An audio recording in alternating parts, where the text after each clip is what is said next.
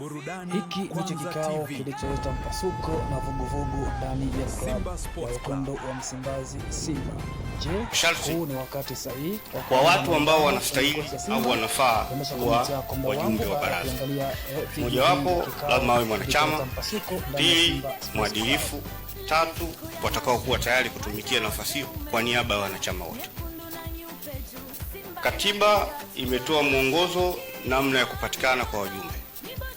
Taarifa zilikwenda kwa njia ya barua. Bahati mbaya inawezekana wengine hakupata, lakini kama nilivyosema hapa kwenye maelezo ya awali, hakuna jambo linalofanyika ikawa watu wote wakawa wameridhika na kushiriki. Kwa hiyo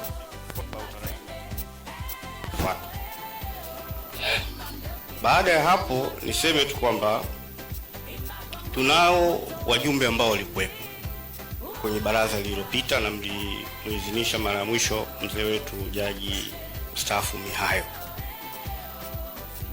Yeye alikuwa ni mmoja kati ya wajumbe hao. Mwingine ni mzee Juma Asmani Kapuya, ndugu Ahmed Idi Mgoi na Ramesh Patel.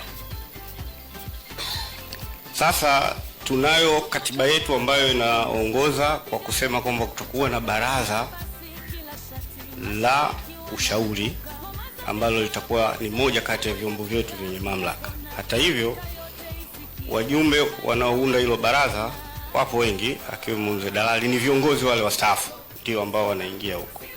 Kwa hiyo tumeshauriana na nimepata mapendekezo. Hali ya mzee wetu Ramesh Patel ameshatumikia miaka 25 kwenye nafasi hiyo na sasa hivi hayuko vizuri sana. Kwa hiyo tunamsamehe na tutafanya marekebisho. Pia mzee Kapuya naye hali yake, mtu mzima sana, anaishi sasa hivi yuko Kaliua huko, si Kaliua iko sehemu gani Tanzania hapa, lakini nadhani itakuwa mapolini. Kwa hiyo wakati mwingine tunakuwa tunapata shida kumpata. Kwa hiyo wajumbe hawa wataendelea kuwepo kwenye baraza lile la ushauri na wataendelea kushirikiana na Simba katika namna hiyo. Lakini ukienda mbele kwenye katiba ya baraza la wadhamini, kuna shida inajitokeza kwamba baraza la wadhamini ndio chombo cha usuluhishi itakapokuwa inatokea sasa mgogoro wowote baina ya pande. Ibara ya 16(1) ya katiba hiyo ya baraza la wadhamini, mzee Mihayo ndio mwenyekiti wa baraza lile. Kwa hiyo inaweza kawa ngumu yeye kuweza kuvaa kofia mbili, ile na hii. Kwa hiyo itakuwa na wajibu wake yeye kuchagua wapi ataweza, lakini ile iliyotangulia ndio inakuwa na nguvu zaidi. Kwa hiyo ataenda huko.